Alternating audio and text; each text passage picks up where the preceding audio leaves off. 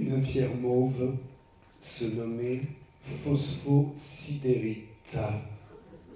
Mais qu'est-ce qui pousse les adultes à s'adonner au plaisir? Un brin masochiste de la dictée.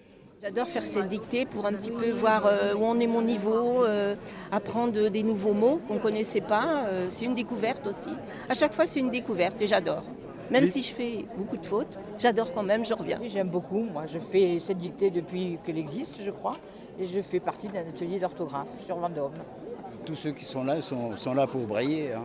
Donc, non, je pense, au-delà de cette faute, j'estime que c'est rédhibitoire.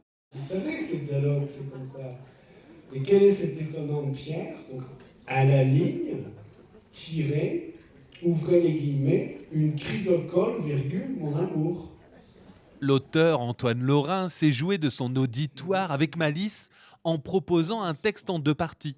L'une d'apparence facile, l'autre truffée de termes du champ lexical des pierres précieuses, où les chrysocoles croisaient les euphoralites et autres eudialites. Effet garanti, rire et sueur froide parcouraient l'assemblée. Oh, il y a des mots, des nouveaux mots que je ne comprends pas, chrysocole ou d'autres mots là, ça un peu, voilà, ça un peu coincé quoi. Mais ça va. Je m'attendais pas à les noms de pierres précieuses, c'était compliqué forcément, mais sinon en vrai c'était sympa, essayer de trouver certains mots complexes.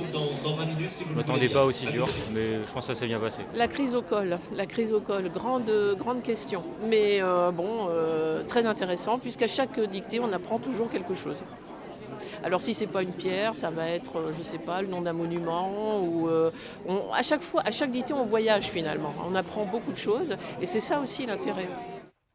Ironie de l'histoire, l'auteur lui-même aimait les dictées quand il était élève, sans être un fondu d'orthographe, de syntaxe et de grammaire. Je ne sais pas si c'est une évolution de vie, mais j'étais très mauvais en orthographe et j'ai des souvenirs absolument terrifiants de dictée.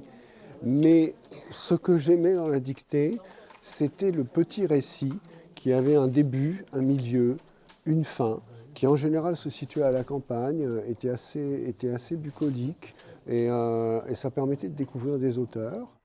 Clin d'œil de cette 7e édition de la dictée pour tous à Tours, le dernier roman d'Antoine Lorrain, sorti il y a un an, s'appelle La dictée.